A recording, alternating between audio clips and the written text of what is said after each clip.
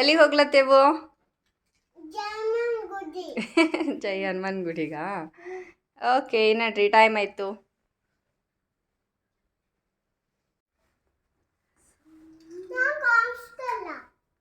Okay, so yeah ನಾವು ಎಲ್ಲಿ ಹೋಗ್ಲತ್ತೇವು? ಗುಡಿಗೆ. Trip, 1 day trip. Good morning friends. So ಇವತ್ತು ನಾವು KRCT ಬಸ್ಸಲ್ಲಿ 1 ಡೇ ಟ್ರಿಪ್ಗೆ ಹೋಗ್ತಾ ಇದ್ದೀವಿ. ಸೊ ಅಲ್ಲಿ ಯಾವ್ಯಾವ ಪ್ಲೇಸಸ್ ತೋರಿಸ್ತಾರೆ, ಸೊ ಏನೇನಿದೆ ಅಂತ ಎಲ್ಲಾನು ನೋಡೋಣ. ಬನ್ನಿ ವಿಡಿಯೋ ಸ್ಟಾರ್ಟ್ ಮಾಡೋಣ.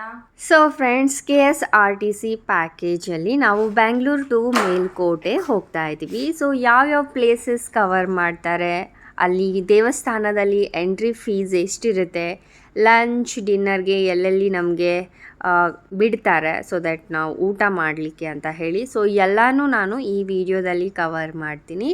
ಸೊ ತುಂಬ ಚೆನ್ನಾಗಿ ಪ್ಲೇಸಸ್ ಇದೆ, ನೀವು ಕೂಡ ಹೋಗಬೇಕು ಅಂತಂದರೆ ಹೋಗ್ಬೋದು. ಆ್ಯಂಡ್ ಫೀಸ್ ಕೂಡ ಅಡಲ್ಟ್ಸ್ಗೆ 670 ಪರ್ ಹೆಡ್ ಇರುತ್ತೆ, 670.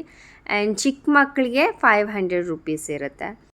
ಇನ್ನು ಸುಮಾರು KSRTC ಬಸ್ ಪ್ಯಾಕೇಜಸ್ ಇದೆ 1 ಡೇ ಟ್ರಿಪ್ಗೆ, ನೀವು ನೋಡ್ಬೋದು, ಗೂಗಲಲ್ಲಿ ಸಿಕ್ಬಿಡುತ್ತೆ.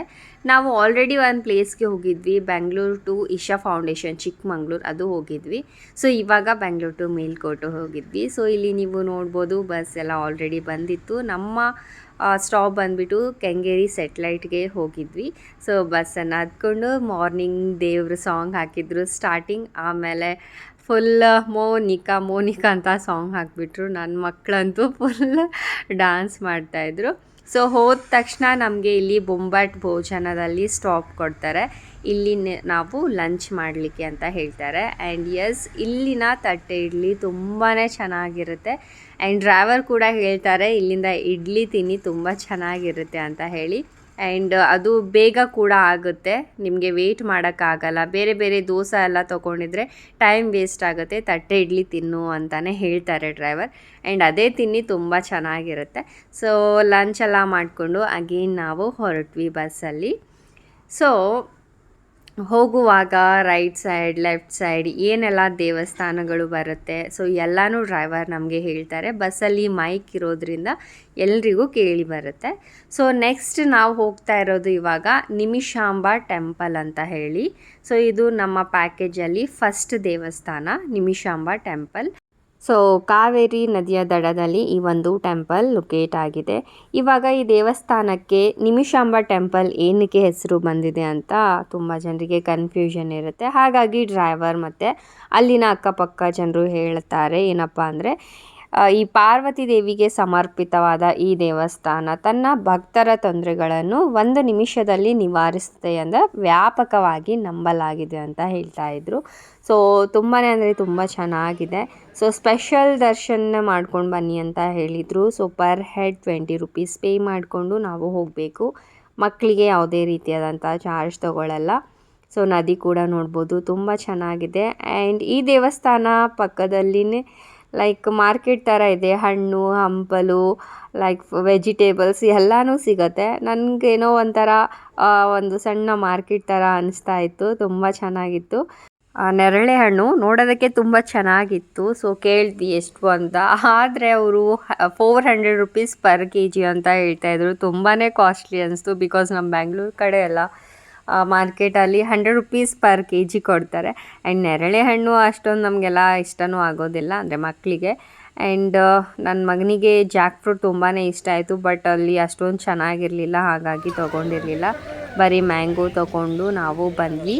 ಸೊ ದರ್ಶನ ಎಲ್ಲ ಮಾಡಿಕೊಂಡು ಫೋಟೋ ಎಲ್ಲ ಸ್ವಲ್ಪ ತೊಗೊಂಡ್ವಿ.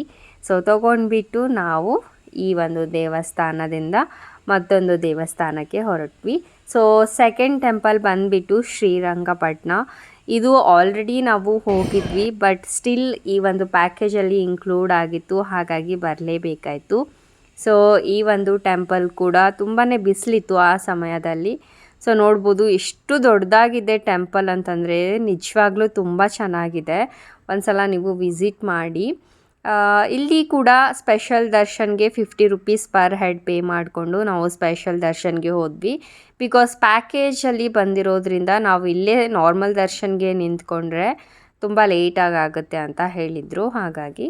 ಸೊ ನೋಡ್ಬೋದು ಒಳಗಡೆ ಎಲ್ಲ ಎಷ್ಟು ಚೆನ್ನಾಗಿದೆ, ಫೋಟೋ ಶೂಟ್ಗಂತೂ ಸಖತ್ತಾಗಿದೆ. ಸೊ ತುಂಬಾ ಅಂದರೆ ತುಂಬಾ ದೊಡ್ಡದಾಗಿದೆ. ಆ್ಯಂಡ್ ಮಳೆ ಕೂಡ ಬರ್ತಾಯಿತ್ತು, ಹಾಗಾಗಿ ನೀರೆಲ್ಲ ನಿಂತಿದೆ. ನನ್ನ ಮಗಳಂತೂ ನೀರಲ್ಲಿ ಆಟ ಆಡಿಕೊಂಡು ಮಜಾ ಮಾಡ್ತಾಯಿದ್ಲು. ಸೊ ನೋಡ್ಬೋದು, ದೇವಸ್ಥಾನ ನೋಡ್ತಾ ಇದ್ದೀರಲ್ವ. ಸೊ ತುಂಬ ಚೆನ್ನಾಗಿದೆ. ದರ್ಶನ ಎಲ್ಲ ಮಾಡಿಕೊಂಡು ಹಾಗೆ ಇಲ್ಲಿ ಹೊರಗಡೆ ಒಂದಿಷ್ಟು ಫೋಟೋಸ್ನ ತಗೊಂಡು ಸೊ ಶ್ರೀರಂಗಪಟ್ಟಣ ದೇವಸ್ಥಾನ ನೋಡಿಕೊಂಡು ನೆಕ್ಸ್ಟ್ ಟೆಂಪಲ್ಗೆ ನಾವು ಹೊರಟ್ವಿ. ಸೊ ನೆಕ್ಸ್ಟ್ ಟೆಂಪಲ್ ಅಂತೂ ಇದು ಯಾರಿಗೆ ಅಂತಂದರೆ, ಇವಾಗ ತುಂಬ ಜನರು ಸೈಟ್ ಆಗಿರ್ಬೋದು, ಮನೆ ಆಗಿರ್ಬೋದು ತೊಗೋಬೇಕು ಅಂತ ಆಸೆ ಇರುತ್ತೆ ನೋಡಿ. ಸೊ ಅಂಥವ್ರಿಗೆ ಈ ಟೆಂಪಲ್ ಬಂದುಬಿಟ್ಟು ಭೂವರಹ ಟೆಂಪಲ್ ಅಂತ ಹೇಳಿ. ಸೊ ಇದು ರೀಸೆಂಟಾಗಿ ಕಟ್ಟಿದ್ದಾರೆ ಅಂತ ಅನಿಸುತ್ತೆ, ಬಿಕಾಸ್ ಹೊಸದಾಗಿ ಇತ್ತು. ಸೊ ಇಲ್ಲಿ ನೋಡಿ ಇಟ್ಟಿಗೆ ಎಲ್ಲ ಯಾವ ಥರ ಮನೆ ಕಟ್ಟಬೇಕು ಅನ್ನೋರದ್ದು ಹರಕೆ ಇದು. 2 ಇಟ್ಟಿಗೆನ ತೊಗೊಂಡ್ಬಿಟ್ಟು ಒಂದು ಇಟ್ಟಿಗೆ ಇಲ್ಲೇ ಈ ಥರ ಇಡ್ತಾರೆ, ಇನ್ನೊಂದು ಮನೆಗೆ ತೊಗೊಂಡು ಹೋಗ್ತಾರೆ. ಸೊ ಪೂಜೆ ಮಾಡಿಸ್ಬೇಕಾಗತ್ತೆ ಮೊದಲಿಗೆ. ಸೊ ಪೂಜೆ ಮಾಡಿಸಿ ಒಂದಿಟ್ಟಿಗೆ ಇಲ್ಲಿ ದೇವಸ್ಥಾನದಲ್ಲಿ ಇಡಬೇಕು, ಒಂದು ಮನೆಗೆ ತೊಗೊಂಡು ಹೋಗಬೇಕು ಮನೆ ಕಟ್ಟೋರು. ಹಾಗೆ ಸೈಟ್ ಏನಾದರೂ ತೊಗೋಬೇಕು ಅನ್ನೋರು ಇಲ್ಲಿ ಮಣ್ಣಿರುತ್ತೆ ದೇವಸ್ಥಾನ ಹಿಂದ್ಗಡೆನೆ. ಸೊ ಮಣ್ಣನ್ನು ಒಂದು ಕವರಲ್ಲಿ ತೊಗೊಂಡು ಇದಕ್ಕೂ ಕೂಡ ನಾವು ಪೂಜೆ ಮಾಡಿಸ್ಕೋಬೇಕಾಗತ್ತೆ. ಸೊ ಸೈಟ್ ತೊಗೊಳ್ಳೋರು ಮಣ್ಣು ತೊಗೋಬೇಕು, ಲೈಕ್ ಮಣ್ಣು ತೊಗೊಂಡು ಪೂಜೆ ಮಾಡಿಸ್ಕೊಳ್ಬೇಕು. ಮನೆ ಕಟ್ಟೋರು ಇಟ್ಟಿಗೆನ ತೊಗೊಂಡು ಪೂಜೆ ಮಾಡಿಸ್ಕೊಂಡು ಒಂದು ಇಟ್ಟಿಗೆ ಇಲ್ಲಿಟ್ಟು ಮನೆಗೆ ಇನ್ನೊಂದು ತೊಗೊಂಡು ಹೋಗಬೇಕಾಗತ್ತೆ. ಸೊ ಆ ಥರ ಏನೋ ಒಂದು ಇಲ್ಲಿ ಮಾಡಬೇಕು. ಸೊ ಭೂವರಹ ಟೆಂಪಲ್, ವರ ಕೊಡೋ ಟೆಂಪಲ್ ಇದು, ಹಾಗಾಗಿ ಭೂವರಹ ಟೆಂಪಲ್ ಅಂತ ಕರಿತೀವಿ. ಸೊ ನಾವು ಕೂಡ ಸ್ವಲ್ಪ ಇಷ್ಟು ದೂರ ಬಂದಿದ್ದೀವಿ ದೇವಸ್ಥಾನಕ್ಕೆ ಅಂದಮೇಲೆ ನಾವು ಕೂಡ ಮಣ್ಣು ಸ್ವಲ್ಪ ತೊಗೊಂಡು ಹೋಗೋಣ ಅಂತ ಹೇಳಿ ಸ್ವಲ್ಪ ಮಣ್ಣನ್ನು ತೊಗೊಂಡ್ವಿ. ಆ್ಯಂಡ್ ಮಣ್ಣು ಮತ್ತು ಇಟ್ಗೆ ತೊಗೊಂಡವರು ಮೊದಲು ಈ ದೇವಸ್ಥಾನಕ್ಕೆ 12 ಸುತ್ತುಗಳನ್ನು ಹಾಕಬೇಕು. ಹಾಕಿದ್ದಾದಮೇಲೆ 200 ರೂಪೀಸ್ ಪೇ ಮಾಡಿಕೊಂಡು ಒಂದು ಪೂಜೆ ಮಾಡಿಸ್ತಾರೆ. ಆ ಮಣ್ಣು ಮತ್ತು ಇಟ್ಟಿಗೆಗೆ ಮಾಡಿಸಿ ತೊಗೊಂಡು ಮನೆಗೆ ಹೋಗಬೇಕು. ಹಾಗೆ ಇಲ್ಲಿ ಊಟ ಕೂಡ ಕೊಡ್ತಾಯಿದ್ರು, ಪ್ರಸಾದ.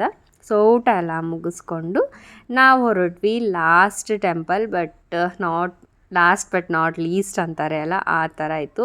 ಮೇನ್ ಥಿಂಗ್ ನಾವು ಈ ಒಂದು ದೇವಸ್ಥಾನಕ್ಕೆ ಅಂತಲೇ ಈ ಒಂದು ಪ್ಯಾಕೇಜಲ್ಲಿ ಬಂದಿರೋದು. ಬಿಕಾಸ್ ಈ ದೇವಸ್ಥಾನಕ್ಕೆ ಹೋಗಬೇಕು ಅಂತಂದರೆ ಅಲ್ಲಿ ನಾರ್ಮಲಿ ನಿಮಗೆ ಬಸ್ಗಳು ಸಿಗೋದಿಲ್ಲ. ಸೊ ಈ ಥರ ಪ್ಯಾಕೇಜಲ್ಲಿ ಹೋಗಿದ್ರೆ ತುಂಬ ಚೆನ್ನಾಗಿ ಆರಾಮಾಗಿ ದರ್ಶನ ಮಾಡ್ಕೊಂಡು ಬರ್ಬೋದು. ಸೊ ಹೋದ ತಕ್ಷಣ ನಮಗೆ ಇಲ್ಲಿ ಮೇಲುಕೋಟೆಯಲ್ಲಿ ಫೇಮಸ್ ಇರುವ ಪುಳಿಯೋಗರೆ ಟೆಂಪಲ್ನ ಟೇಸ್ಟ್ ಮಾಡಲಿಕ್ಕೆ ಡ್ರೈವರ್ ಹೇಳಿದರು. ಊಟ ಮಾಡಿಕೊಂಡು ಆಟೋ ತೊಗೊಂಡು ಹೋಗಬೇಕಾಗತ್ತೆ. ಆಟೋದಲ್ಲಿ ಕೂಡ ಒಬ್ಬೊಬ್ಬರಿಗೆ 50 ರೂಪೀಸ್ ತೊಗೊಂಡು ಎಲ್ಲ ಕಡೆನೂ ಸುತ್ತಾಡಿಸ್ತಾರೆ. 3 ಪ್ಲೇಸಸ್ನ ತೋರಿಸ್ತಾರೆ. ಫಸ್ಟ್ ಬಂದುಬಿಟ್ಟು ಇದನ್ನು ಆ್ಯಕ್ಚುಲಿ ಏನಂತ ಕರೀತಾರೆ ಗೊತ್ತಿಲ್ಲ, ಬಟ್ ಇದು ಲೈಕ್ ಫೋಟೋಶೂಟ್ಗೆ ಫೇಮಸ್ಸು ಅಂತ ಹೇಳ್ತಾಯಿದ್ರು ಡ್ರೈವರ್. ಸೊ ಟೂರಿಸಮ್ಗೆ ಲೈಕ್ ಟೂರಿಸ್ಟ್ ಪ್ಲೇಸ್ ತುಂಬ ಚೆನ್ನಾಗಿದೆ. ಇಲ್ಲಿ ನೀವು ನೋಡ್ಬೋದು ಎಷ್ಟು ಅಗಲವಾಗಿ ಜಾಗ ಇದೆ. ಸೊ ಇಲ್ಲಿ ಒಳಗಡೆ ಬಂದರೆ ಈ 2 ಏನು ಕಾಣಿಸ್ತಾ ಇದೆ ಅಕ್ಕಪಕ್ಕ, ಅದ್ರ ಒಳಗಡೆ ಹೋಗಿ ಫೋಟೋಶೂಟ್ ಕೂಡ ಮಾಡ್ಕೋಬೋದು. ಸ್ಟೆಪ್ಸ್ ಕೂಡ ಕೊಟ್ಟಿದ್ದಾರೆ, ಇಲ್ಲಿ ನೀವು ನೋಡ್ಬೋದು. ಸೊ ಸ್ಟೆಪ್ಸ್ ಹತ್ಕೊಂಡು ನಾವು ನೋಡೋಣ ಅಂತ ಮೇಲೆ ಹೋದ್ವಿ. ಮೇಲೆ ಹೋಗಿ ನಿಂತಿದ್ರೆ ತುಂಬ ಚೆನ್ನಾಗಿ ಎಲ್ಲ ಪ್ಲೇಸ್ ಕಾಣಿಸುತ್ತೆ, ಕೆಳಗಡೆ ಏನೇನಿದೆ ಎಲ್ಲನೂ. ಸೊ ಇಲ್ಲಿ ನಾನು ತೋರಿಸ್ತಾ ಇದ್ದೀನಿ ನೋಡಿ, ಈ ಥರ ಮೇಲೆ ಕಲ್ಲುಗಳಿದ್ದಾವೆ. ಸೊ ನನಗಂತೂ ಭಯ ಆಗ್ತಾಯಿತ್ತು. ಸೊ ಅದೊಂದು ಪ್ಲೇಸ್ ನೋಡಿಕೊಂಡು ಒಂದಿಷ್ಟು ಫೋಟೋಸ್ನ ತೊಗೊಂಡು ನೆಕ್ಸ್ಟ್ ಇಲ್ಲಿ ಚಲುವನಾರಾಯಣ ಸ್ವಾಮಿ ಟೆಂಪಲ್ಗೆ ಬಂದ್ವಿ. ಅದು ಕೂಡ ಅಲ್ಲೇ ಆಟೋದವರೇ ಒಯ್ತಾರೆ. ಸೊ ಕಲ್ಯಾಣಿ ನೋಡ್ಬೋದು ಎಷ್ಟು ದೊಡ್ಡದಾಗಿದೆ ಅಲ್ವಾ. ಇಲ್ಲಿ ಕೂಡ ತುಂಬ ಜನರು ಫೋಟೋಶೂಟ್ಗೆ ಅಂತ ಬಂದಿದ್ದರು, ಲೈಕ್ ಮದುವೆ ಆಗೋರು, ಎಂಗೇಜ್ಮೆಂಟ್, ಪ್ರೀ ವೆಡ್ಡಿಂಗ್ ಶೂಟ್ ಎಲ್ಲ ಅಂತಾರೆ ನೋಡಿ.